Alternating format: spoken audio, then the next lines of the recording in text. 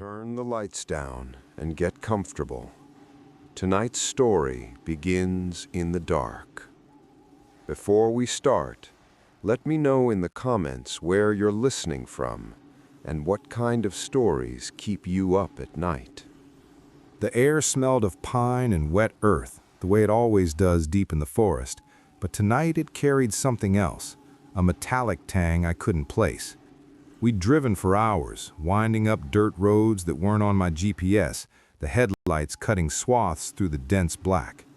My friends, Mark, Leela, and Jason, were laughing in the back seat, their voices echoing against the canyon walls, but I felt the silence creeping under my skin. The campsite was small, a clearing carved out of the evergreens. A stream ran at its edge, murmuring like it knew something we didn't. We unpacked, joking about the usual horror movie cliches. "No skinwalkers tonight," Mark said, tossing a log onto the fire pit. Leela laughed, brushing dirt from her hands, but her smile didn't reach her eyes. Jason, ever the skeptic, muttered something about coyotes or wolves, but his eyes darted too often into the shadows. I set up my tent last, the nylon flapping like soft wings as the wind picked up. The forest was alive, too alive, branches scratching like claws, the occasional low growl that sounded almost human. We'd all heard the stories, people vanish in these woods, footprints that don't match any animal, voices calling your name. I laughed it off, but part of me, the part I tried to ignore, wondered if the stories were true. Night fell fast. The fire sputtered against the wind. Mark pulled out a guitar, strumming a few chords, and Leela hummed along. I sat a few feet from the fire, eyes scanning the tree line. Every few minutes I'd catch movement, something in the corner of my vision, but when I blinked, it was gone. My heart started to tick faster, each rustle of leaves sending a jolt through me. I wanted to tell myself it was a deer, maybe a raccoon, but the way the shadows moved felt deliberate. By midnight, the laughter had faded. Leela and Jason were inside their tent. Mark had passed out near the fire, and I was alone, wrapped in my sleeping bag, staring at the stars. That's when I heard it, a low, wet gurgle coming from the tree line, just beyond the firelight. It wasn't a wolf, not a bear, not anything I recognized. It was wrong. Then came the whisper. My name, soft, deliberate. Alex. I froze, every hair on my arm standing up. My first thought was Jason messing with me, but there was no movement, no telltale giggle, nothing. The whisper came again, this time clearer, closer. It sounded like me, or at least someone I knew, a familiar tone that shouldn't be here. The fire flickered. In the darkness, I thought I saw a figure, a tall, thin silhouette, almost human, hunched unnaturally, its head tilted to one side, like it was examining me. I blinked, and it was gone. My chest tightened, and I realized I hadn't breathed in several seconds. Then came the scent, rot and wet fur, sour and sharp. My stomach turned, the skin on my neck crawled, and I understood instinctively what I was seeing. This wasn't a prank, a raccoon, or some lost hiker. This was something else, something old, predatory. I pulled the sleeping bag tighter around me, straining to hear anything, but the forest had gone silent. The stream, the wind, the distant hoot of an owl, it was all gone, as if the woods were holding their breath. And then I heard it, indisputably, the snap of a branch just behind the tree line, followed by another whisper of my name. Slow, deliberate, and wrong. It was no longer a story. I stayed frozen in my sleeping bag, every nerve screaming, listening to the forest hold its breath. The whispers had stopped, but that didn't mean it had gone. I could feel it, watching, waiting. I wanted to shake Mark awake, yell at Lila and Jason, but something rooted me in place, the primal part of me that knew some things shouldn't be disturbed. The fire was almost out, the logs blackened and hissing, casting shadows that moved like living things. I tried to steady my breathing, to convince myself I had imagined it, but the smell hit me again. Rot, wet fur, and something more metallic, like blood. My stomach knotted. I knew I wasn't imagining it. Then I heard it, the crunch of underbrush, slow, deliberate, circling the clearing. Not the light, quick steps of a deer, not the scurry of a raccoon. These were heavy, calculated. I couldn't see it, but I could feel the gaze, the intelligence behind it, twisting through the trees like smoke. My hands gripped my knees under the sleeping bag, nails digging into my palms. The fire popped, a log splitting with a crack, and in that instant, I saw it, just for a second, standing beyond the edge of the firelight, hunched, lanky, impossibly thin. Its face was wrong, elongated, features shifting like it couldn't decide which human it wanted to copy. Its eyes were bright, glinting amber in the dark, and it froze when it saw me. I swear it smiled. I wanted to scream, to run, but my legs refused to move. Then it was gone, vanishing into the shadows like it had never been there. My heart pounded so loud I thought it would give me away, but the forest remained still, listening. I forced myself to crawl out of the tent, barefoot on the damp earth, thinking maybe I could get a better look, prove I wasn't losing my mind. The firelight cast long shadows, and I scanned the tree line, but nothing moved. The whispers returned, soft, almost teasing. Alex. The sound came from all around me, echoing through the trees, impossible to locate. I spun in a slow circle, panic rising, and that's when I realized it wasn't just whispering. Something was mimicking me, my voice, calling my own name, louder, urgent, closer. I stumbled back toward the tent, and the snapping branches intensified, circling faster now, always just out of the firelight. My mind screamed at me to wake my friends, but I couldn't bring myself to enter the tent, couldn't risk touching them in case it had replaced one of them. The Skinwalker. My mind refused to say the word aloud, knew what it was doing, learning, testing, toying. The forest seemed to press in on me, every sound amplified, the rustle of leaves, the drip of water from pine needles, the faint snap of a twig that wasn't mine. I felt watched from every angle, hunted. The fire was down to glowing embers. I realized the Skinwalker didn't move like an animal. It slithered across the shadows, bending, stretching, merging with the darkness, always just beyond sight. Then, it stepped into the firelight again, briefly, and my stomach dropped.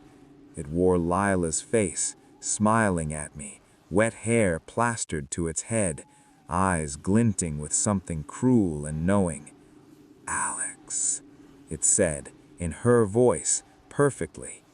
My scream caught in my throat. I ran, stumbling over roots, falling face first into the damp earth, heart hammering. Behind me, the whispers laughed, many voices layered together, all my friends, all wrong. I didn't look back. I could hear it moving, faster now, circling, mimicking, waiting for me to break, to make a mistake. My fire, my only light, was dying, and I knew I had hours to survive until dawn. I scrambled back to my tent, tripping over roots, mud coating my hands and knees, lungs burning. Inside, the warmth of the sleeping bag offered no comfort, only a thin barrier between me and the darkness outside. The whispers hadn't stopped. They were everywhere, now layering voices I recognized. Mark, Jason, Leela, all calling my name, all wrong. I forced myself to listen, to distinguish, and realized one voice was deeper, slower, deliberate, and it wasn't human. I froze, heart hammering. Then came the snap, closer, and something leaned against the tent, heavy. I felt the canvas tremble under its weight, a low growl vibrating through the ground. My mind screamed at me to run, But where could I go? The forest was endless, black, and alive with it. I grabbed a flashlight, shaking, and flicked it on, sweeping the beam across the clearing. Nothing, only shadows, moving too quickly to catch, stretching unnaturally. The fire had died to embers, and in that dim glow, I saw tracks, footprints, but wrong, too long, too narrow, claw marks at the tips. They circled my tent, coming closer from every direction, impossible angles, bending like the forest itself was shifting. My stomach lurched. I thought about shouting, but remembered the stories. Skinwalkers could imitate voices, lure people away. I couldn't risk it. I had to stay quiet, stay still, survive. Then it came again, the whisper, soft, coaxing, unmistakable. "Alex, come out." The voice morphed mid-word into Leela's tone, sweet, pleading. My hands tightened around the flashlight like a weapon, though I knew it wouldn't stop whatever it was. Then I saw it, or part of it, through the mesh of the tent. A hand, long, thin, with too many joints, wrapped around a tree trunk. The skin was pale, stretched too tight, with patches of fur matted with dirt and blood. My heart seized. It was watching, waiting for me to make a mistake. I crawled to the zipper, barely breathing, considering a run. Then the voice, my own voice now, whispered from the back of my head, "Don't move." I froze. The Skinwalker had learned, adapted. Every instinct screamed at me to bolt, but my body refused. The tent flapped as something moved outside, circling, sniffing, testing. I remembered the stories. Don't make eye contact. Don't respond. Don't let it know fear is enough. I fumbled for my pocket knife, clenching it tight, trying to make myself feel like I had control. And then silence, thick, heavy silence that pressed into my ears, my skull. I knew it was there, but it wasn't moving, not yet. And then from behind me, a whisper, slow, deliberate, chilling. I'm inside now. I spun, flashlight swinging, but the tent was empty. I stumbled backward, tripping over the sleeping bag, and the zipper caught. My eyes darted, and I realized with a cold, paralyzing certainty it had been inside the tent. It had been waiting, mimicking me, copying me, learning. The forest, the night, the fire, none of it mattered. All that mattered was surviving until dawn. My friends' voices called again, layered, impossible, and I knew I couldn't trust any of them. Not anymore. I couldn't stay in the tent any longer. Every second felt like eternity, the whispers crawling into my ears, twisting my thoughts. I had to move, had to put distance between me and whatever that thing was. I unzipped the tent slowly, inch by inch, my flashlight barely cutting through the darkness. The forest stretched out like a black ocean, every tree a potential hiding place. I stepped out, mud sucking at my boots, and froze. The Skinwalker was there, just beyond the firelight, crouched unnaturally low, its head cocked at an impossible angle. Its eyes glowed amber, reflecting my flashlight like molten gold, and it grinned with a mouth too wide to be human. I swallowed hard and took off, stumbling down the slope toward the stream, hoping the sound of running water would mask my movements. Branches whipped against my face, roots tangled my feet, but I didn't stop. Behind me, a low, guttural chuckle echoed, and I knew it was keeping pace without breaking stride. I glanced back briefly and saw it. No, them. Shapes shifting between the trees, moving impossibly fast, mimicking the forms of my friends. One moment it was Mark, waving, smiling. The next, Jason, calling my name, then back to the crouched, inhuman figure. I screamed, and it laughed, the sound impossible to place between human and animal, warping the air itself. I plunged into the stream, cold water shocking my body, hoping to mask my scent, but the laughter followed, echoing off the rocks. I scrambled out on the far bank, soaked, mud sliding under my boots. The Skinwalker was ahead, then behind, then to the side, always appearing where I least expected, sometimes visible, sometimes only a shadow. I realized with horror it could imitate not just voices, but movements, timing, maybe even my thoughts. My mind raced. What had I done to draw its attention? Stories said you never left a Skinwalker's territory, you never drew its notice. I had been reckless, wandering too far, and now it had me. I stumbled over a fallen log, scraping my hands and knees, and heard the slow, deliberate steps closing in. The whispers returned, layered, calling my name, begging, taunting, all at once. I knew I couldn't stop, couldn't hide. Every tree I passed seemed to bend toward me, guiding me, shaping the forest into a trap. The Skinwalker wasn't chasing randomly, it was hunting, learning, playing with me. I felt exhaustion clawing at me, lungs burning, legs trembling, but I forced myself to keep running, deeper into the woods, away from the firelight, away from the safety I thought I had. And then I heard it, from directly above me, a branch snapping, too heavy to be any animal, and a voice I thought I trusted, my own, shouting, "Alex, stop!" I froze. The Skinwalker had me cornered. Every instinct screamed to run, but my body refused, paralyzed with fear.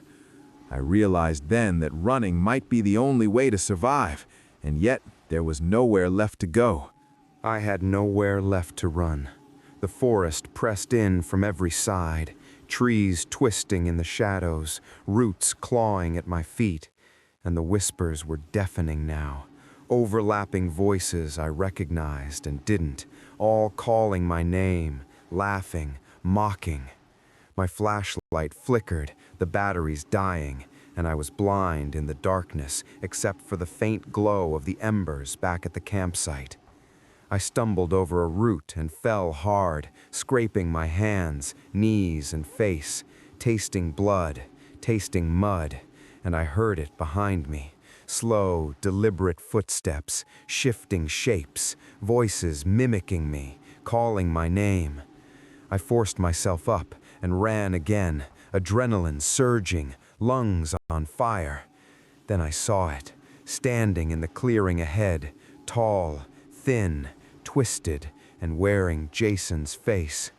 The eyes glowed amber, unnatural, predatory, and it smiled. My heart skipped, and I realized I couldn't fight it. It was stronger, faster, and smarter than me. I darted into a thicket, branches tearing at my clothes and skin, and suddenly I was in the stream again. I waded through the icy water, trying to mask my scent, but the laughter followed, echoing through the trees, bending around me, as if the forest itself was alive with it. I caught a glimpse of it through the moonlight, a shape sliding between shadows, limbs bending, head tilting, twisting into something human, something not. It could imitate anything it saw, anything it wanted, and it wanted me. I scrambled onto a rocky ledge, gasping, mud and water dripping from my body, and for a moment it was silent. I dared to look up, and it stepped into the faint moonlight. It wasn't human at all. Its body was long, gangly, covered in matted fur and patches of skin that looked too pale, too thin. Its head twisted unnaturally, mouth opening wide in a grin, revealing sharp, yellowed teeth. And then it spoke, not in my voice, not in my friend's, but in 1,000 voices layered together, whispering, screaming, begging. Alex. My vision tunneled, fear consuming me, every nerve burning. I realized then it didn't need to touch me, didn't need to chase me. It fed on fear, learned from it, hunted me with my own mind. I backed against a boulder, shivering, shaking, trying to think, trying to remember the stories, anything. And it did the unthinkable. It stepped closer, and in that moment, it wore my face, my eyes, my mouth, my expression, twisted into a cruel mockery. I screamed and swung the flashlight, smashing it against the rocks. The thing shrieked, a sound like metal tearing, voices fracturing, echoing in the trees, and vanished.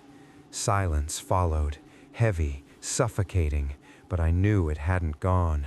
I ran blindly, down the slope, past the stream, past the campsite, not looking back, knowing if I did, it would be there. I ran until the forest thinned, until the first gray of dawn touched the sky, and I collapsed near the edge of the road, chest heaving, covered in mud and blood.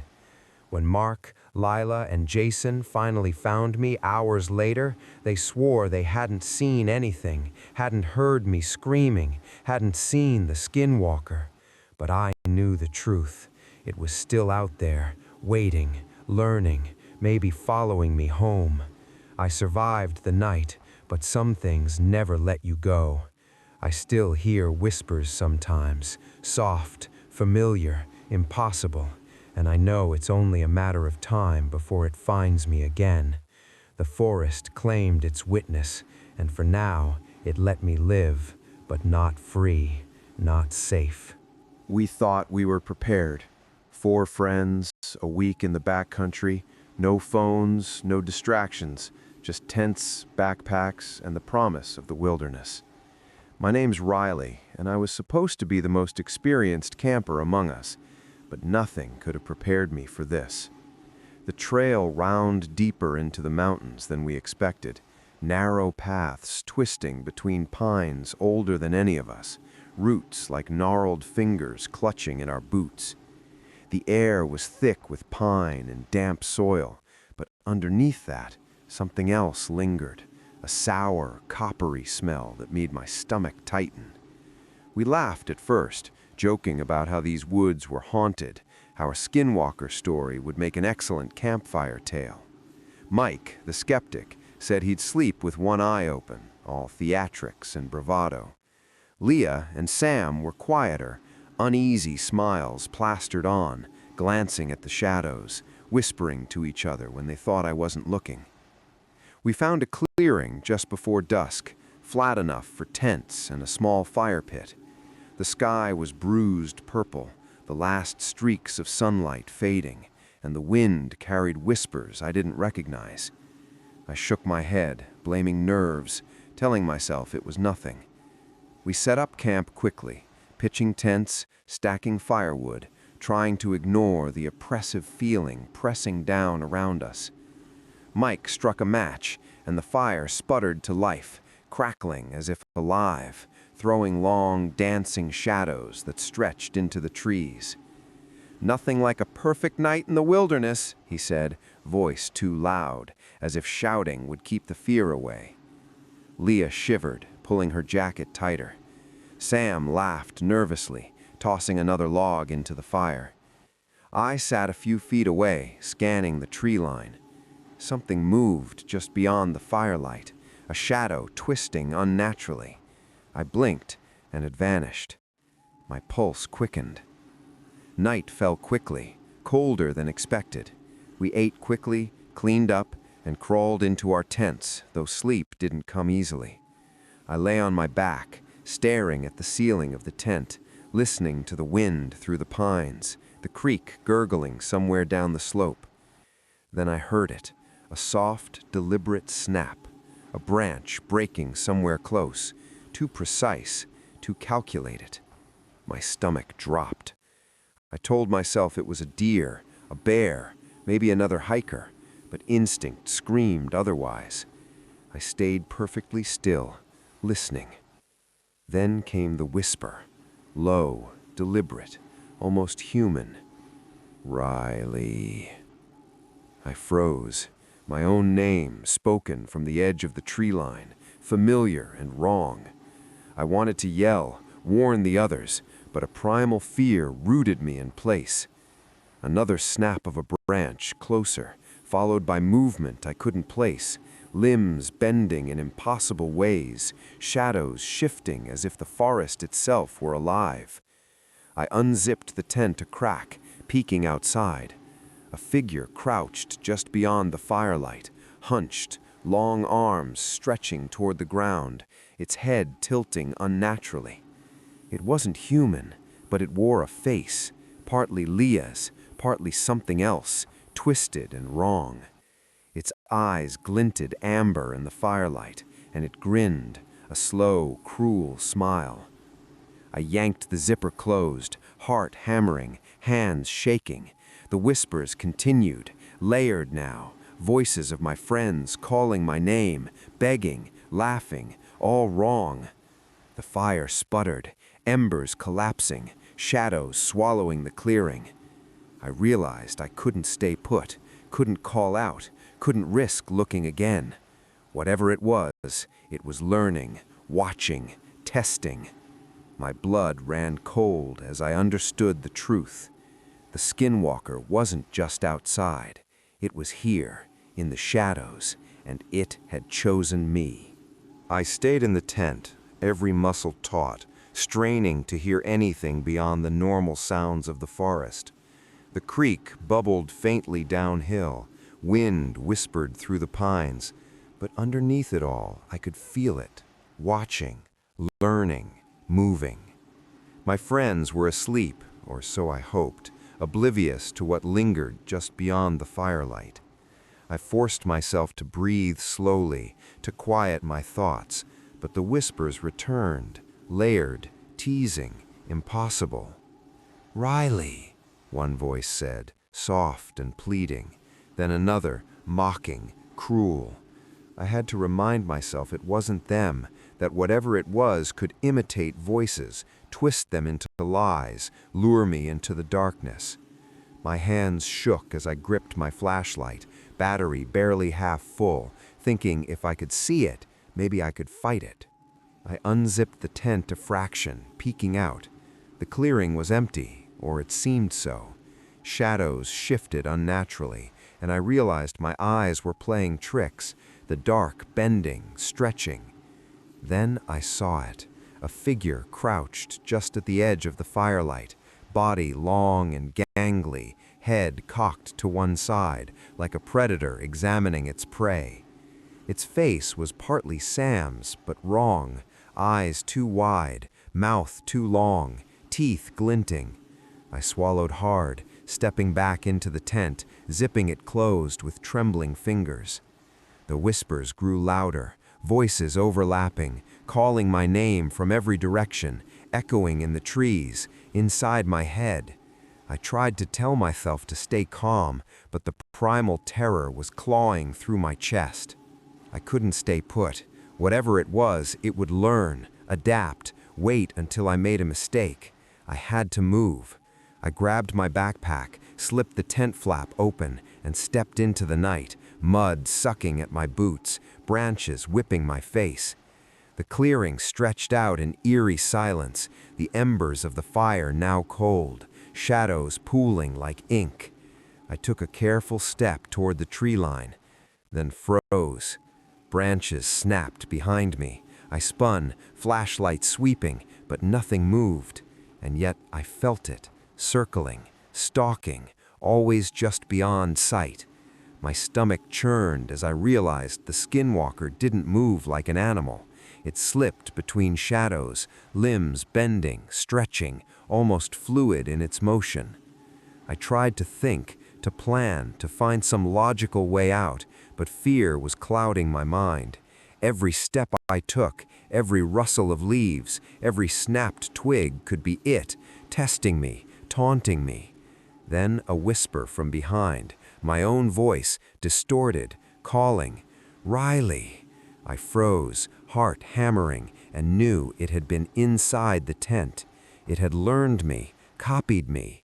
Panic surged, and I ran, stumbling into the trees, branches tearing at my clothes and skin, mud and pine needles coating my hands. The whispers followed, layering, overlapping, voices I recognized, voices I didn't. Every instinct screamed to run, but where? The forest stretched endlessly, black and alive, and I was the only thing it hunted tonight. A low, wet growl came from my left. I swung the flashlight, catching a glimpse, its eyes glinting amber, head tilting, body twisted and unnatural, wearing pieces of my friends' faces. It moved impossibly fast, a shadow, a predator, a monster, learning with every heartbeat. I realized I was trapped in a living nightmare, and the forest itself was its hunting ground. I had survived to this moment, but I wasn't sure I'd survive the night. I ran blindly, branches whipping my face, roots tearing at my boots, mud clinging to my legs, and the whispers followed, echoing through the trees, layering voices of my friends, my own, twisting them into something cruel. The Skinwalker wasn't chasing like an animal. It was stalking, circling, learning, anticipating my every move. I tried to think, tried to find a path to safety, but the forest seemed to twist and bend around me, trees forming walls, shadows stretching impossibly long. Every time I stopped, the whispers would start again, soft, deliberate, testing me, pulling me deeper into the dark. I stumbled into a thicket and caught my foot on a root, sprawling face first into the dirt, tasting blood and pine needles. The Skinwalker's laugh, or the sound of it, echoed from everywhere at once, and I realized with horror it had no single location. It was in the shadows. It was the shadows. I scrambled to my feet and forced myself onward, chest burning, lungs screaming, flashlight swinging wildly.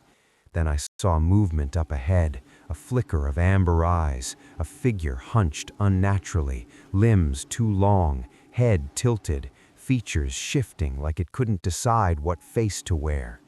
It moved almost fluidly, impossibly, and I understood then it wasn't just imitating voices.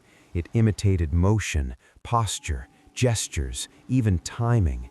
I had no advantage here, nothing to rely on but adrenaline and fear. I tried to throw the flashlight at a tree, hoping to startle it, but it vanished, the shadows swallowing it instantly. I remembered the stories. Don't run in straight lines. Don't trust your senses. Don't respond to voices. My heart hammered as I zigzagged, ducked, spun, trying to confuse it, but the forest seemed alive now, bending to its will. I could hear snapping twigs, a low guttural growl, and then whispers directly in my ear, voices of my friends begging, pleading, accusing. I stumbled into a small clearing and froze. There, standing just beyond the faint moonlight, was it, or them. The Skinwalker wore Mike's face, smiling, waving, eyes glinting amber. I wanted to scream, to charge, to run, but my legs refused.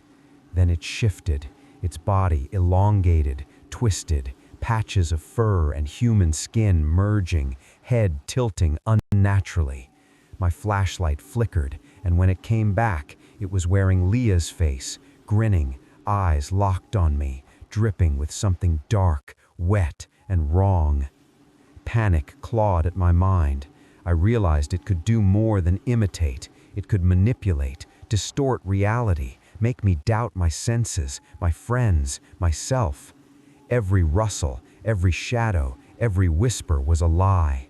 I had to survive, had to keep moving, but I felt trapped, the forest folding in around me, every step into darkness, a step closer to it. Then a voice, unmistakably mine, but wrong, cold, cruel. You can't escape. I knew then it wasn't just hunting me, it was teaching, shaping, playing. I ran again, screaming, the forest alive with whispers, shadows, and something watching me from every angle.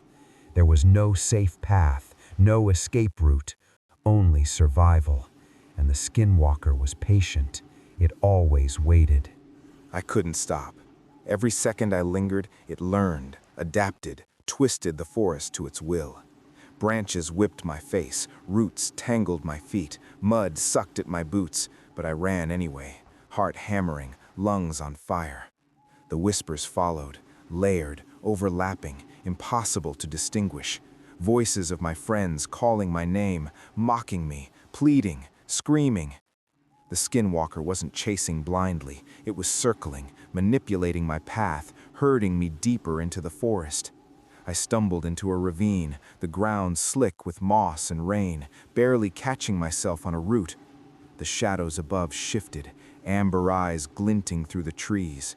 It grinned, elongated limbs bending unnaturally, patches of fur and pale skin merging.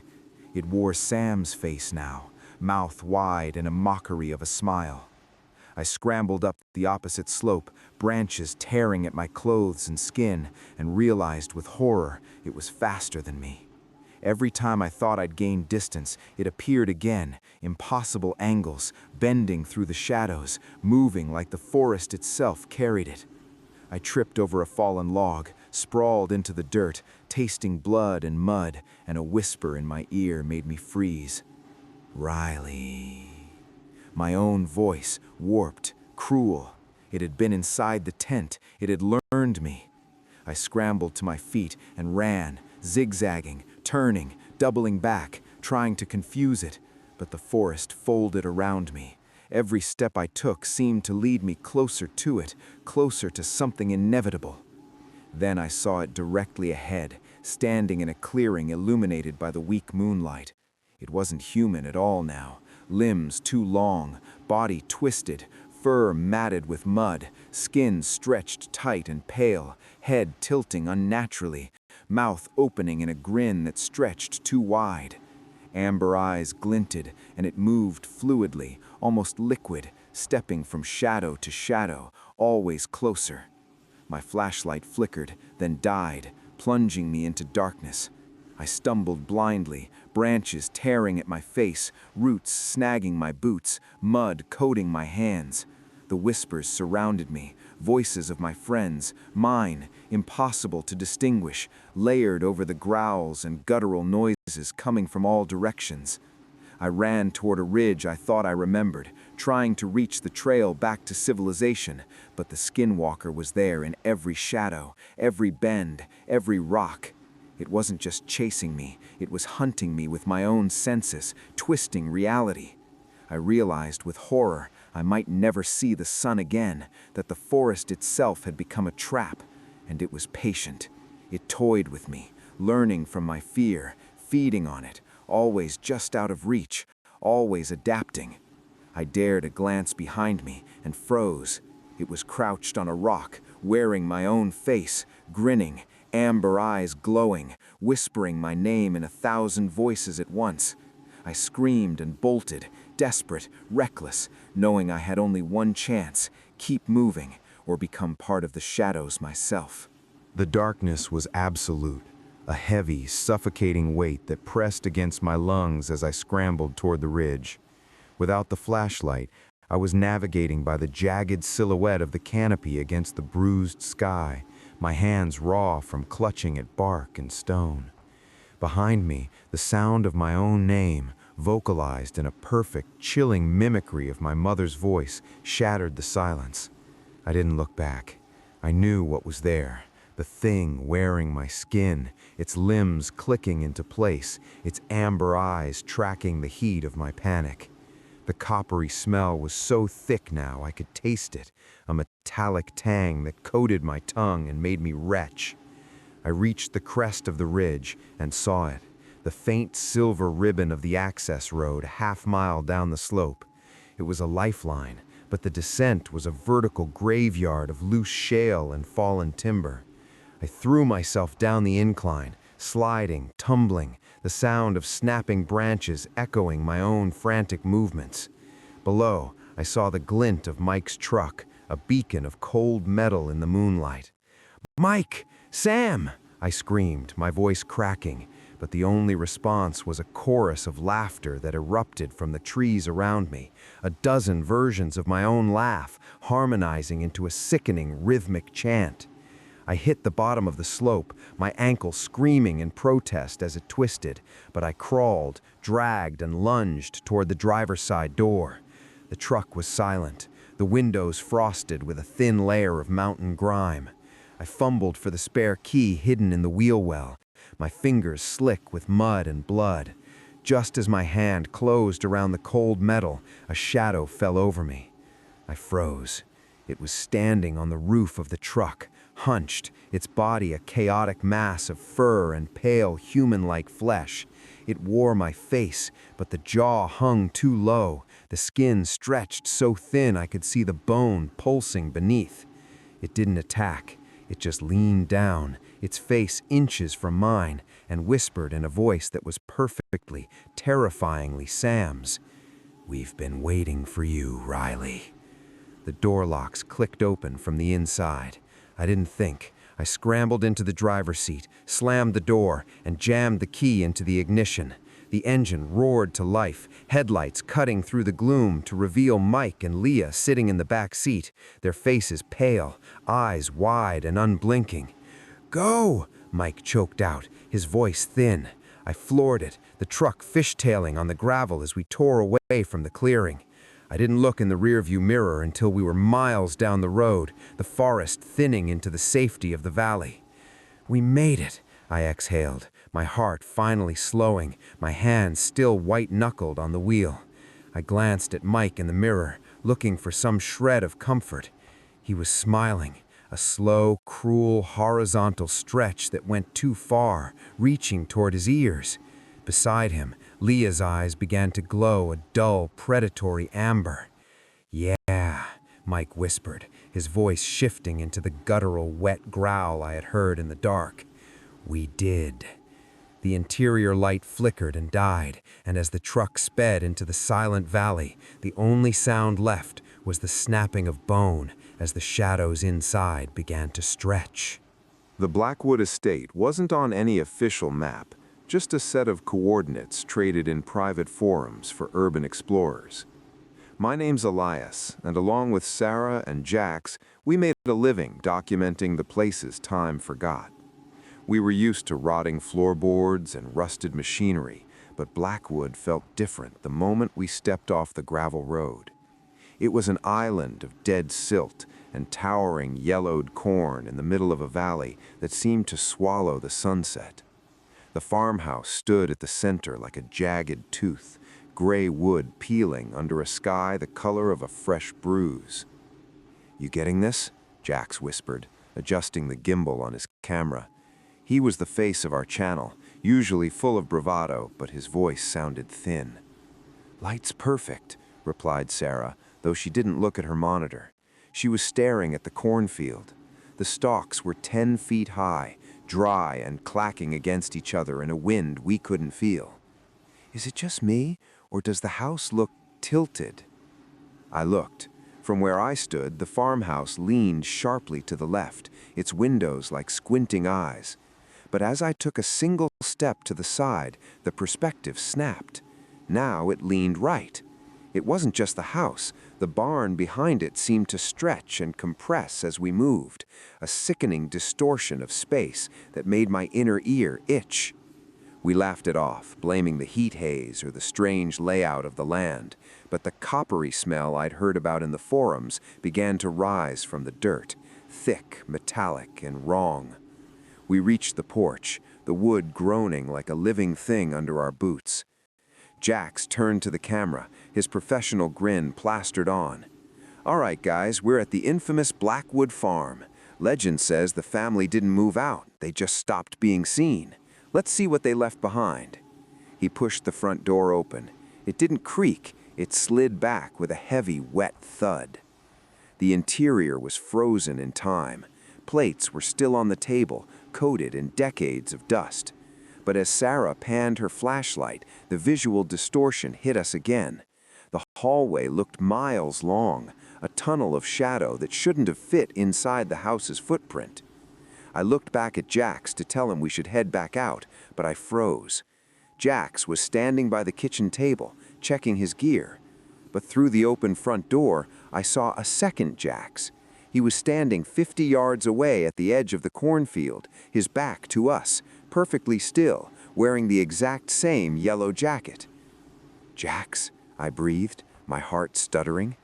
The Jax in the kitchen looked up, his face pale in the LED light. "Yeah?" I looked back at the cornfield. The figure was gone. Only the clacking of the dry stalks remained, a sound that started to rhythmically mimic the pattern of my own breathing. "Jax, look at me," I whispered, my voice trembling. The Jax in the kitchen looked up, his face illuminated by the harsh blue glow of his camera's LCD screen. He looked normal, exhausted, slightly unnerved, but human. I looked back at the porch, staring into the swaying wall of corn where the second figure had stood only seconds ago.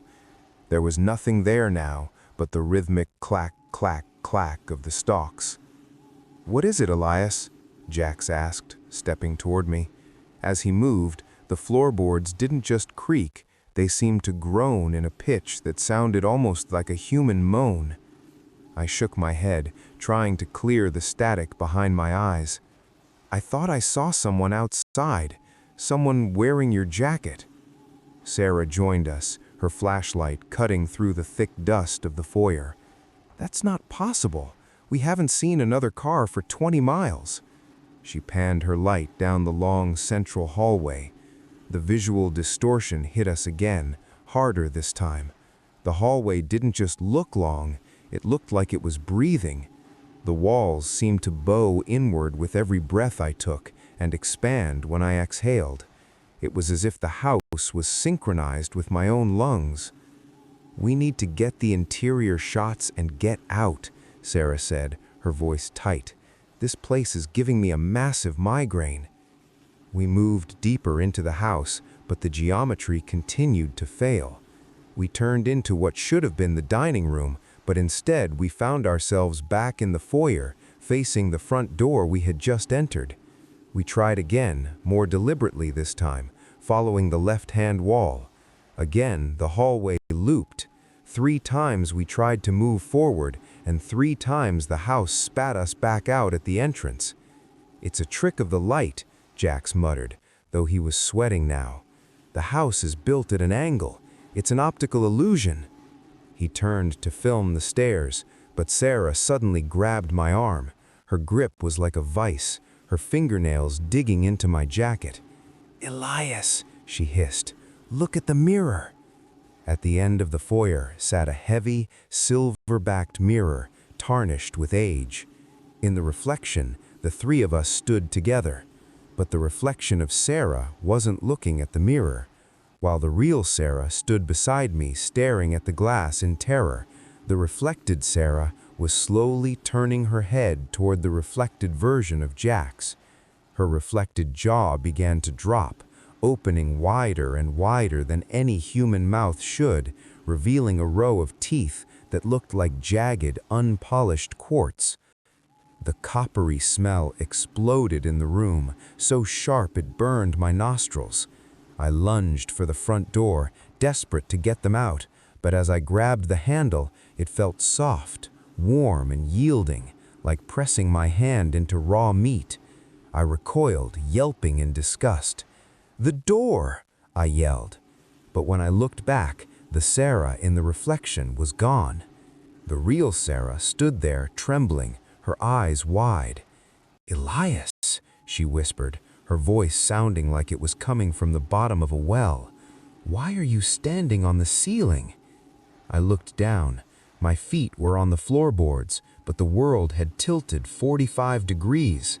Jax was suddenly 10 feet tall, his limbs elongated, his camera dangling from a hand that now possessed 6 fingers. The visual distortion had become a physical reality. We weren't just seeing things wrong anymore. The house was rewriting us. I didn't wait for an answer. I grabbed Sarah and Jax by their jackets and threw my weight against the front door. This time, it didn't feel like wood or meat. It gave way like a burst bubble. We tumbled onto the porch, gasping for air that didn't taste like copper and dust. But the relief lasted only a heartbeat. The world outside had transformed. The sun had vanished, replaced not by night, but by a thick, charcoal-colored haze that made the moon look like a pale, weeping eye. "The truck! Where's the truck?" Jax shouted, his voice cracking. We looked toward the gravel path, but the road was gone. In its place, the corn had surged forward, a wall of yellowed stalks now pressing right up against the porch steps. The rows didn't look like plants anymore. In the dim light, they looked like the bleached ribs of a gargantuan animal, curving inward to trap us. "We have to go through," I said, though every instinct screamed to stay on the porch. "The road is straight that way. We just keep our heads down and walk." We stepped into the corn. The moment the stalks closed in behind us, the house vanished. No wood rot smell, no silhouette, just the oppressive, dry clatter of the field. The visual distortion followed us. As we walked, the rows seemed to stretch. I'd look at Sarah, walking 3 feet away, and she would suddenly appear to be 100 yards distant, a tiny, flickering silhouette in the haze. Then, a blink later, she was so close I could hear her heartbeat. "Stay together, hold hands," I commanded. We linked arms, a desperate chain of 3. But as we moved, the sensation of the corn changed. The stalks felt like cold, leathery skin brushing against my face. I looked at Jax on my left. His face was melting, not like wax, but like a digital image losing resolution. His eyes were drifting toward his ears, and his mouth was a blurred smudge. "Jax, your face," Sarah whispered, her own voice sounding like a recording played backward. "I'm fine," Jax said, but the voice didn't come from the man beside me. It came from the corn to our right. I stopped dead. The Jax holding my arm looked at me with those drifting, pixelated eyes. He looked confused, his mouth opening to speak, but only a wet, static-filled clicking came out. To our right, another Jax stepped out from between the stalks. This one was perfect, crisp, clear, wearing a smile that was far too wide for the terror we were in. "I found the truck, guys," the new Jax said. His voice was melodic, warm, and utterly wrong. "It's just through here. Leave him behind. He's the fake one." The Jax holding my arm tightened his grip. His fingers felt like long, hard talons. The visual distortion was tearing our group apart. I looked at Sarah, but she was gone. In her place stood something that looked like a stack of 3 Sarahs, their limbs braided together, a towering column of shifting human geometry. The coppery smell returned, now mixed with the scent of ozone. The stalks began to vibrate. I realized then that the cornfield wasn't a place, it was a digestive system. The Skinwalker wasn't just one of the Jaxes, it was the field, it was the air, it was the distortion itself, and it was beginning to pull us apart, pixel by pixel. I squeezed my eyes shut, refusing to look at the towering, braided nightmare that had replaced Sarah. My mind was screaming, clawing at the edges of sanity as the world hummed with that low electric vibration. When I opened them, the distortion snapped back, but only partially. Sarah was back to her normal shape, but her skin was translucent, like frosted glass. I could see the dark, shifting shapes of her organs beneath, moving in patterns that didn't follow human anatomy. "Don't listen to him, Elias," the Jax holding my arm yelled. His voice was a jagged rasp now. "The one in the corn, he doesn't have a shadow." I looked at the perfect Jax standing in the stalks. He was right. Under the weeping moon, the Jax in the corn stood over a patch of dirt that was unnaturally bright. He had no shadow, because the light seemed to be coming from him. He took a step forward, his movements too fluid, as if he were made of liquid. "Elias, look at your hands." The perfect Jax whispered, his voice vibrating inside my skull. I looked down. My hands were merging with theirs. Where I held Sarah's wrist and Jax's arm, the skin had fused. Our sleeves were melting into a single gray fabric. We weren't a chain of people anymore. We were becoming a single, multi-limbed organism. The merging wasn't just physical. I could feel Jax's childhood memories of a cold winter and Sarah's hidden fear of the dark, all flooding into my brain like a broken levee. The field, it wants us to be one, Sarah's voice echoed, though her mouth didn't move. Her translucent chest pulsed with a dull amber light. The perfect Jax laughed. It wasn't a human sound. It was the sound of 1,000 dry corn stalks snapping at once. He began to stretch, his torso elongating until he was 7 feet tall, his yellow jacket tearing to reveal skin that looked like aged parchment. His face didn't change, but his eyes, those perfect brown eyes, slid down to his throat, staring at us from beneath his collarbone. "You're so messy," the creature said, using my own mother's voice. "Let me tidy you up." He lunged, but he didn't strike us. He passed through us. The sensation was like being plunged into a vat of liquid ice. For a second, the distortion cleared. I saw the farm for what it really was, a barren, blackened wasteland where nothing grew. The corn were actually thousands of jagged, upright bones, and the farmhouse was a mound of twisted metal and rib cages. The Skinwalker wasn't just a mimic, it was a projectionist. It was feeding us a reality that was easier to digest than the truth. As the creature looped back for another pass, the fusion of our bodies tightened. I felt Jax's heart skip a beat, and I felt my own lungs burn in response. We were becoming a single panicked mind, a feast laid out on a table of bone. "Run," I gasped, the word coming out of Sarah's mouth. "Where?" Jax's voice asked through my own lips. "Into the distortion," I thought, hoping they could hear me. "If it's a projection, we have to break the screen." We turned away from the perfect thing and ran not toward the road, but toward the shimmering, distorted horizon where the world seemed to bleed into static. The world didn't just blur as we ran, it began to tear. Every step toward the shimmering horizon felt like pushing through thick, invisible cobwebs. The merging was nearly complete. I could no longer tell where my breathing ended and Sarah's began. We were a frantic, six-legged shadow, stumbling through a field of upright bones that flickered back and forth into yellow corn. Behind us, the Skinwalker, the thing wearing Jax's face on its chest, was no longer running. It was gliding, its body expanding into a massive, kite-like shroud of pale skin that blocked out the moon. "It's not real!" I screamed, but the sound that came out was a discordant chord of 3 voices. "The house, the field, the sky, it's all a skin!" We hit the edge of the distortion. It looked like a wall of falling gray rain, but it was silent. As we plunged into the static, the coppery smell reached a deafening peak. For a moment, there was no gravity. I felt my atoms being pulled apart, the memories of Sarah and Jax being stripped from my mind like paint from a wall. It was the de-resolution I'd seen earlier, but now it was happening to the universe. Suddenly, the world snapped.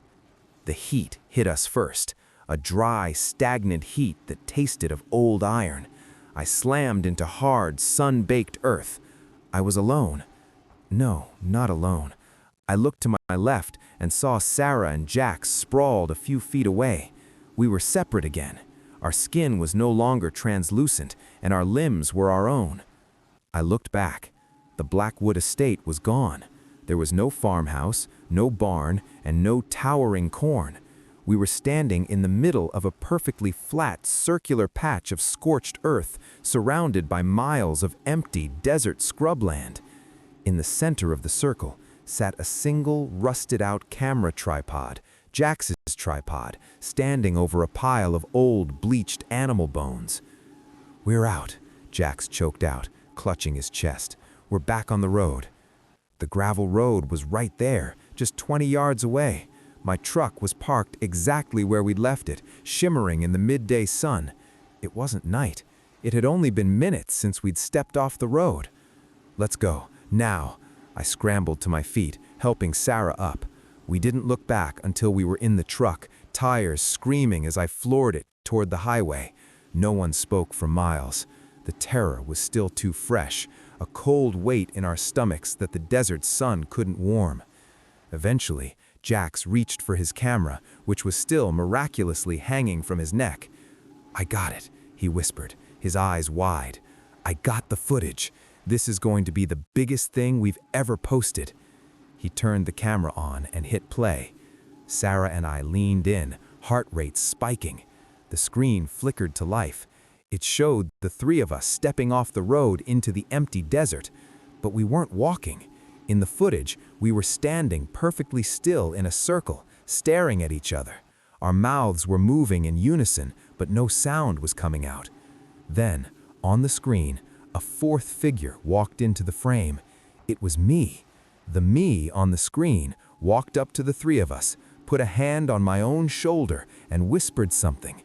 On the video, the real Elias, the one in the truck, turned to the camera and smiled. Not a human smile, but a slow, horizontal stretch that reached his ears. In the truck, I felt a cold tingle at the base of my neck. I looked into the rearview mirror. My reflection was normal. I looked at my hands. They were steady. "Delete it, Jax," my voice sounding flat. "What? No way! This is—" "Delete it," I yelled. Jax fumbled with the buttons, his face pale. I can't. The delete option is grayed out. It says, "File integrated." A soft, rhythmic clacking sound started coming from the truck's air vents, the sound of dry corn stalks. I looked at the GPS on the dashboard. The coordinates hadn't changed. According to the map, we were still standing in the center of the Blackwood estate. We hadn't escaped the distortion. The distortion had just expanded to include the truck. I looked at Sarah. She wasn't looking at me. She was staring at the window, where the desert scrub was slowly, row by row, turning into yellowed, clacking corn. "Riley," a voice whispered from the empty passenger seat. It wasn't any of our voices. It was the voice of the audience, thousands of them, watching the footage we hadn't even uploaded yet. The Skinwalker wasn't just a mimic of people anymore. It had mimicked the story, and as long as the story lived, it would never let us go. Tower 14, the mimic in the mist. My name is Caleb, and I took the job at Tower 14 because I wanted the silence. There is something meditative about being 6 stories up in a glass box, watching the sun crawl across the spine of the Cascades. But 3 weeks in, the silence stopped being peaceful. It started feeling like a held breath. The coppery smell hit me on a Tuesday. It shouldn't have been there. There are no factories out here, no cars, just miles of cedar and hemlock. It was a sharp, metallic tang that seemed to rise from the valley floor, staining the air. I checked my monitors, thinking maybe a transformer had blown, but everything was green. That night, the radio chirped. "Tower 14, this is dispatch. Do you copy?" The voice was Martha's. She's been the night dispatcher for 20 years, her voice like warm gravel. "Copy, dispatch. Everything's quiet up here. No smoke reported," I replied, leaning into the mic. There was a long pause. The static on the line didn't sound like white noise. It sounded like someone dragging a heavy bag over dry pine needles. "Tower 14?" The voice came again, but the cadence was off. "Are you delicious?" I froze. "Dispatch? Repeat? Are you suspicious of the weather?" The voice corrected itself instantly, shifting back into Martha's exact tone. Radar shows a cell moving in. Secure your gear, Caleb. I frowned. The sky was bone dry, stars pinned against the black like diamonds. There wasn't a cloud for 50 miles. I stepped out onto the catwalk, my boots echoing on the steel grating. I panned my high-powered spotlight across the tree line below. The light caught something at the base of the tower's long steel stilts. A deer was standing there. But it wasn't grazing. It was standing on its hind legs, its front hooves resting against the metal ladder. Its neck was elongated, stretched thin like pulled taffy, and its head was tilted at a full 90-degree angle, staring straight up at me. Its eyes didn't reflect the light like a normal animal's. They glowed with a dull, predatory amber. I pulled the light away, my heart hammering against my ribs. I looked back at the radio on the desk. The transmit light was flickering rhythmically, even though I wasn't touching it. Click, click, click, click. The clicks were mimicking my own heartbeat. I locked the trap door leading to the catwalk and backed away from the glass. In a fire lookout tower, you're supposed to see everything, but now the glass felt like a trap. I was in a lit lantern, and something was circling in the dark below. The radio hissed again. "Caleb? It's Martha. I left my keys at the tower. Can you come down and let me in?" My blood ran cold. Martha was 60 miles away in a climate-controlled basement in Seattle. She had never been to Tower 14. "Nice try," I whispered, though I knew talking to it was a mistake. Suddenly, a heavy thud shook the entire structure. The tower is built to withstand 80-mile-per-hour winds, but this wasn't the wind. It felt like something heavy had jumped onto the steel legs. I felt the vibration through the floorboards, a rhythmic, scratching climb. Scritch, scritch, scritch. It was coming up the ladder. I grabbed my emergency flare gun and a heavy wrench. The scratches grew louder, moving past the second-floor landing. I looked through the floor-level windows. A hand, or what looked like a hand, reached over the edge of the catwalk.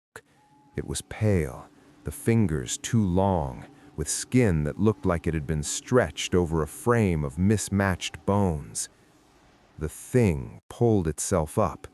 It didn't have a face yet.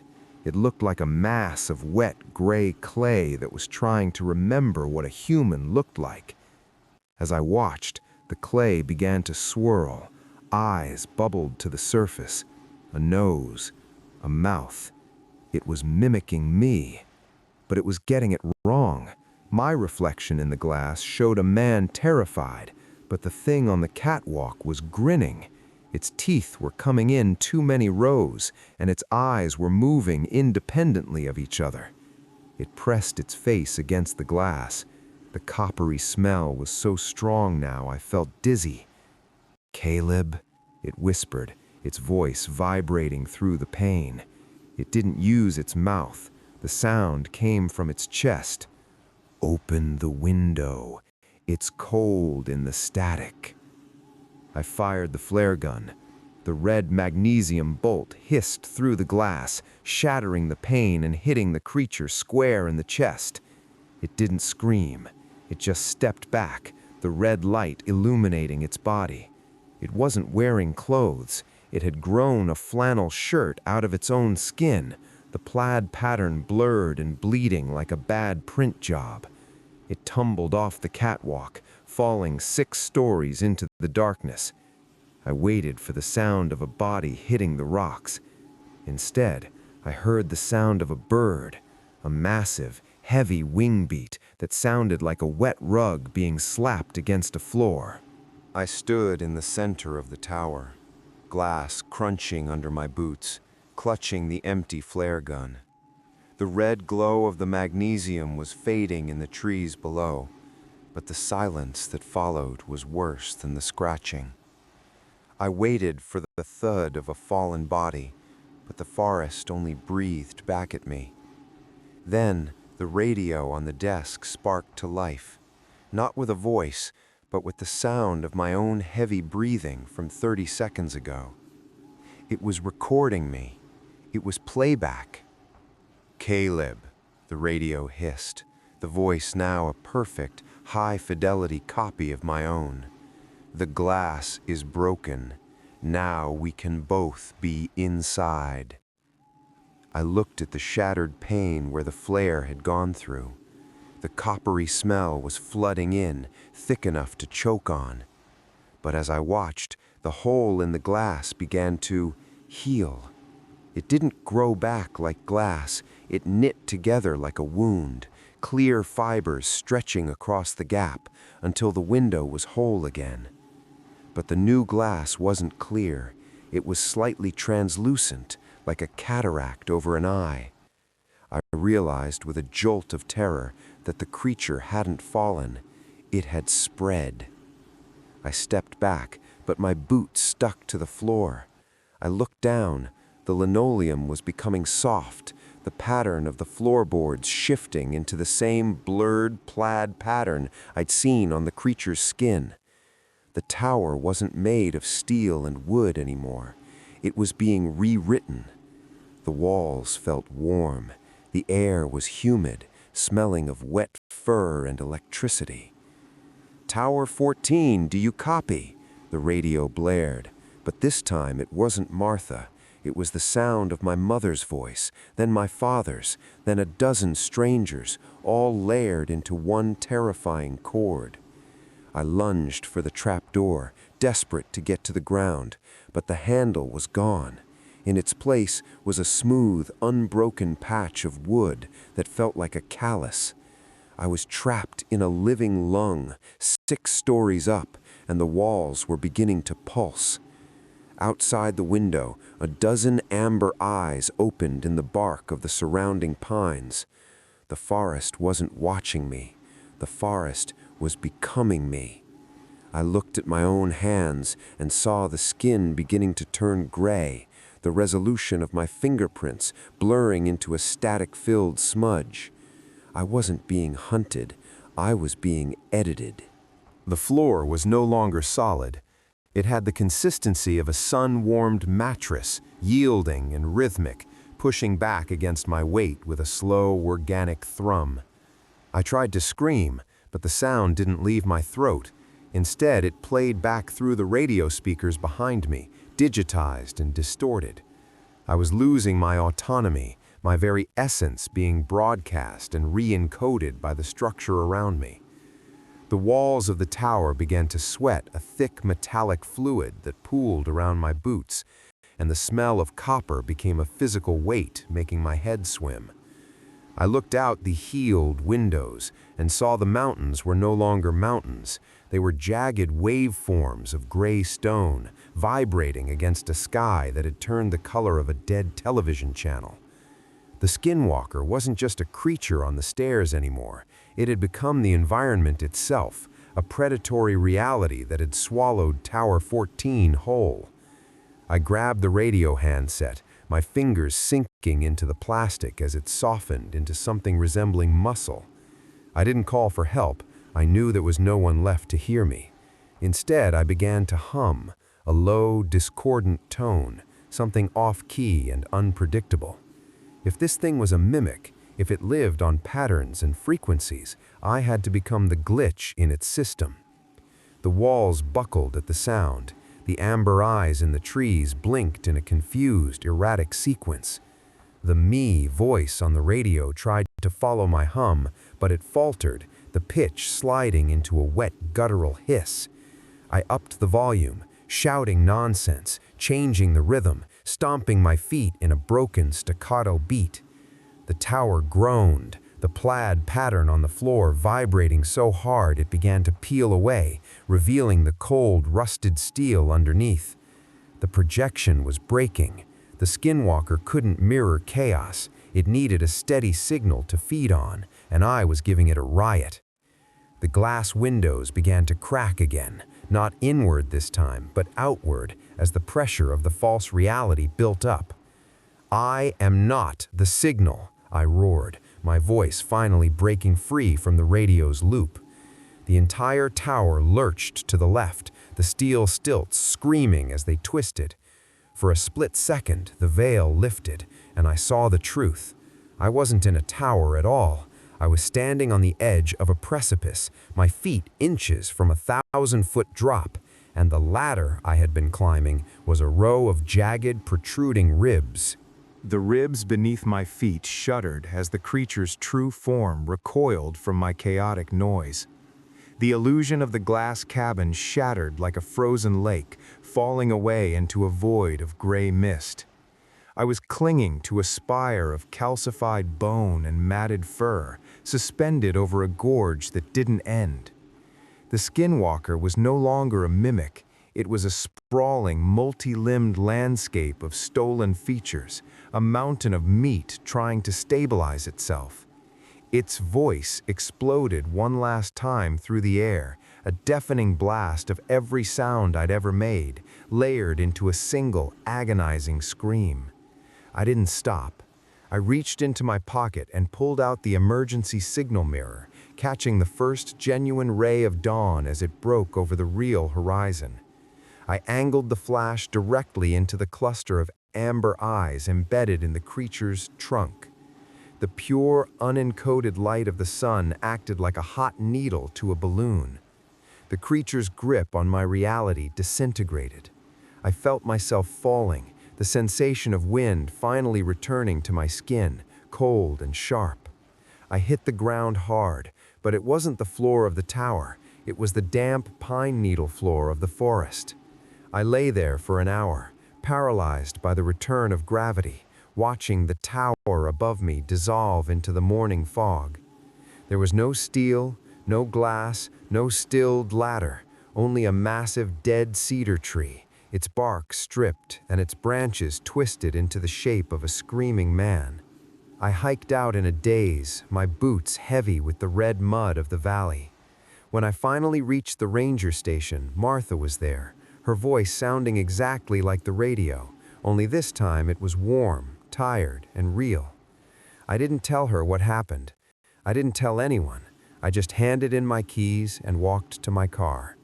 But as I adjusted the rear-view mirror to pull away, I saw a flicker of movement in the back seat. A small plaid scrap of flannel was lying on the upholstery, and when I touched it, it was warm. I looked at the radio on my dashboard. It was turned off, the screen black and cold. But as I drove into the safety of the city, a single digitized word scrolled across the display in a glowing green font: delicious. I turned the car toward the nearest crowded street, desperate for the noise of 1,000 different lives, knowing that as long as I carried the memory, the signal was still live. My name is Silas, and I've spent 15 years hauling sealed freight across the Nevada flats. You get used to the solitude, the way the hum of the tires becomes a second heartbeat, and the way the desert light plays tricks on your eyes after midnight. But the stretch of Route 77 between Tonopah and Ely is different. It's a dead zone where the radio only picks up solar flares and the shadows seem to have weight. It started just after 1 a.m. I saw him standing under the only functional street lamp for 50 miles, a hitchhiker in a faded denim jacket and a red trucker cap, thumb out, face obscured by the brim. I didn't stop. Company policy is clear. No riders, no exceptions. I watched him recede in my side mirror, a lonely silhouette swallowed by the dust. But exactly 10 miles later, according to my odometer, there he was again. Same denim jacket, same red cap, same slumped, tired posture. I frowned, checking my speedometer. I was hauling 75. There was no vehicle on the road that had passed me, and no shortcut through the jagged scrubland. I shook it off as highway hypnosis, a well-known trick where the brain repeats a visual stimulus to fill the void of boredom. But then came the 30-mile mark. He wasn't just standing on the shoulder anymore. He was standing in the middle of the lane. I slammed on the brakes, the air horn screaming as 18 tons of steel skidded toward him. The man didn't flinch. As my high beams hit him, the coppery smell flooded the cab. sharp, metallic, and cold. Through the windshield, I saw his face. It wasn't a face. It was a smooth, featureless mask of pale skin, save for two amber pits where the eyes should have been. He didn't have a shadow. The light from my LEDs passed right through his legs, illuminating the asphalt behind him as if he were made of smoke. I shifted into gear and swung the truck around him, my heart hammering against my ribs like a trapped bird. As I passed, I dared a glance at the passenger side window. He wasn't there, but the radio, which had been off, suddenly sparked to life. It didn't play music. It played the sound of my own breathing from 10 minutes ago, looped and distorted. "Silas," the radio whispered in my own voice, "you're running out of road." I gripped the steering wheel, my knuckles white, and realized that the sealed load in my trailer was no longer silent. Something back there was thumping against the metal, a rhythmic, wet sound that matched the pace of my own terrified heart. The thumping in the trailer grew louder, a heavy, rhythmic percussion that made the entire rig vibrate. I checked my mirrors, half expecting to see the back doors swinging open, but they were locked tight. The sealed load was supposed to be medical equipment, but the sounds coming through the cab wall were organic, the sound of something heavy dragging itself across the floor, followed by the wet, suction-like noise of a limb detaching from a surface. I reached for my CB radio, desperate for the sound of another human voice, but the moment my fingers touched the plastic, it felt soft. I pulled back, watching in horror as the handset began to melt, the black plastic stretching and warping until it resembled a long gray tongue. The coppery smell was now so thick it felt like I was breathing pennies. I looked to my right, and the passenger seat was no longer empty. The red cap was there, sitting on the headrest, but there was no body beneath it. Instead, a mass of pale, translucent fibers was weaving itself out of the upholstery. It looked like a fungal growth, white and spindly, rapidly taking the shape of a torso. I realized with a jolt of primal terror that the Skinwalker wasn't just a hitchhiker, it was a parasite of the environment. It was using the materials of my truck, the leather, the plastic, the fabric, to build a body. "Silas," the seat whispered. The voice didn't come from a mouth. It was the sound of the seat springs grinding together to form words. "You look tired. Let me take the wheel." I jammed my foot on the accelerator, pushing the Peterbilt to 85, then 90. The desert outside was becoming a blur of gray static, the mountains stretching into impossible, jagged shapes that looked like teeth against the moon. The creature in the seat was growing faster now. A face was beginning to form on the mass of fibers. My face, but it was a version of me that hadn't slept in 1,000 years. The eyes were too wide, the skin pulled so tight over the skull that it was starting to tear at the corners of the mouth. "I'm not tired," I hissed, my voice cracking. I grabbed a heavy metal thermos from the cup holder and swung it at the passenger seat. The thermos passed right through the creature's chest, as if it were made of mist, but the impact sent a spray of thick black fluid across the dashboard. The fluid didn't sit there. It began to crawl. It moved toward the steering wheel, seeking my hands. The Skinwalker was done waiting for me to stop. It was merging with the machine, turning the truck into a suit of armor made of steel and stolen flesh. I looked in the rearview mirror, and my own reflection was starting to change. My red trucker cap was turning a deep, fleshy pink, and my eyes were beginning to glow with that dull, predatory amber. The black fluid on the dashboard reached my fingers, and the moment it touched my skin, I lost the sensation of touch. It didn't feel cold or hot. It felt like my hands were being erased and replaced with a digital hum. I looked down at the steering column and gasped. The plastic housing had split open, and underneath, instead of wires and metal, I saw a pulsating network of veins and wet gray sinew. The truck was no longer a machine I was operating. It was an extension of the thing sitting in the passenger seat. The speedometer needle began to spin wildly, moving past 100, then wrapping back around until it broke, a small spurt of blood leaking from the dial. Outside, the transformation of the desert had reached a terrifying peak. The white lines on the asphalt weren't paint anymore. They were long, bleached segments of a spinal column embedded in the road. The sagebrush had become clusters of reaching, skeletal hands that scraped against the side of the trailer as I roared past. Every time a branch hit the metal, I felt a sharp, stinging pain in my own ribs. The boundary between Silas, the driver, and the Peterbilt was dissolving. The Skinwalker in the passenger seat was now fully formed, a perfect, horrific mirror of me. It adjusted its red cap, a cap made of raw, cured skin, and leaned closer. "The load is ready, Silas," it whispered, and the sound resonated in my own teeth.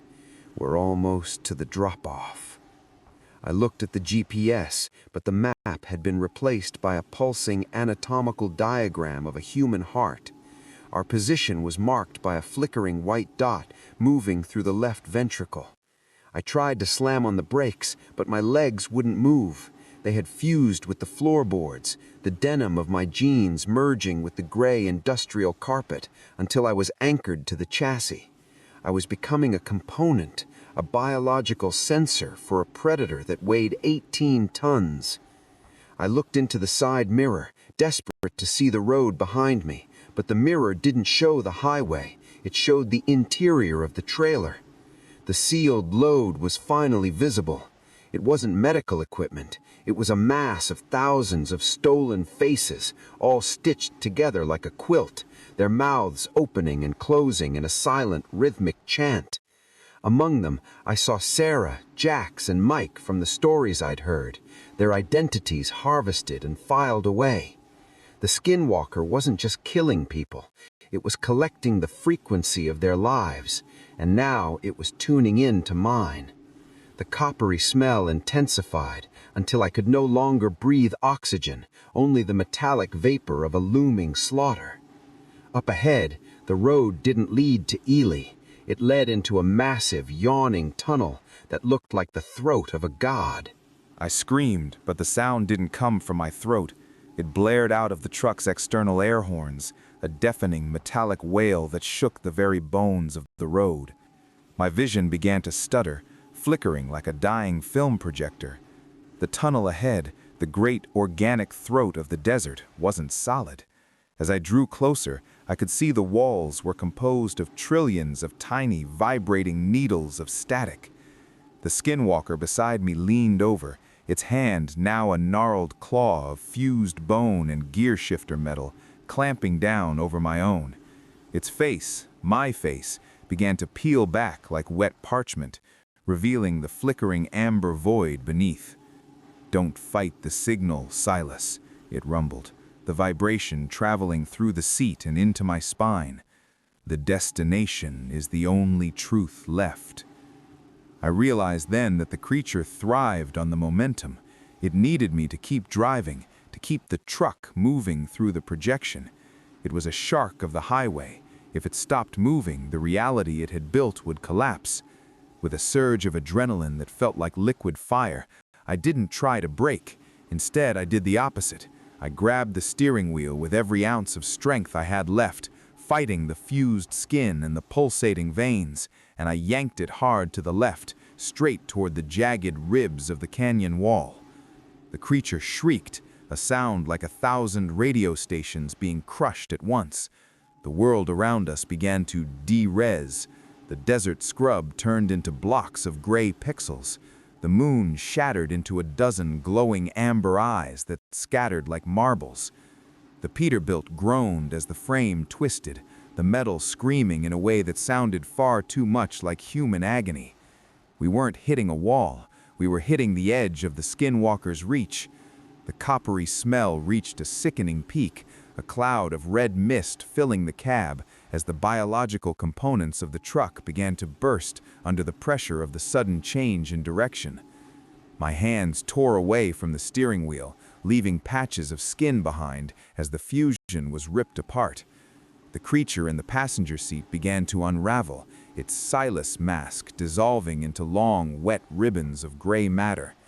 I kicked the door, which had turned back to rusted steel, and it flew open. Beyond it wasn't a canyon, but a swirling vortex of white noise and desert wind. I didn't think about the fall. I didn't think about the speed. I threw myself out of the cab, plunging into the darkness. Behind me, the truck didn't crash. It simply vanished into a single sharp point of green light, leaving nothing but the sound of a dead radio channel echoing against the stars. I hit the ground hard, tumbling through sharp sagebrush and freezing sand. The world spun in the blur of black and silver until I finally slammed into the base of a highway marker. I lay there for a long time, the taste of copper still heavy on my tongue, watching the sky. The stars were still, pinned against the darkness like real diamonds again. No amber eyes, no vibrating needles of static, just the vast, indifferent silence of the Nevada desert at 4 in the morning. I sat up, my body aching with 1,000 bruises, and looked toward the road. My truck was parked 50 yards away. It wasn't a living organism or a twisted heap of bone. It was just a Peterbilt, its chrome reflecting the moonlight, its engine ticking as it cooled. The trailer was closed. The doors were locked. I walked toward it with trembling legs, my breath coming in ragged gasps. I climbed into the cab. Everything was normal. The dashboard was hard plastic. The radio was silent. The passenger seat was empty. The upholstery clean and cold. It felt like a dream, the kind of nightmare that dissolves the moment you open your eyes. I put the truck in gear and drove the final miles into Ely. I pulled into the delivery depot at dawn, the sun bleeding orange across the horizon. A man in a high-visibility vest met me at the gate, checking his clipboard. "Silas, you're early," he said, yawning. He walked to the back of the trailer and broke the plastic seal. I stayed in the cab, my hands still shaking on the wheel, watching him in the side mirror. He swung the heavy doors open, expecting to see crates of medical supplies. Instead, he froze. He didn't scream. He just backed away, his face turning a sickly shade of gray. I jumped out of the cab and ran to the back. The trailer was empty of cargo, but the interior walls weren't metal anymore. They were covered in a thin, translucent film, like a giant's shed skin. And embedded in that film, hundreds of feet of it, were the perfect three-dimensional imprints of my own face. Thousands of Silas expressions, screaming, laughing, sleeping, all etched on the walls like a biological record. "What is this?" the worker whispered, but I couldn't answer. I looked at the floor of the trailer and saw my red trucker cap lying in the center of the mess. I reached down to pick it up, but as my fingers touched the fabric, the skin on the walls began to vibrate. A low, rhythmic hum filled the air, the same frequency I had heard in the desert. I looked at my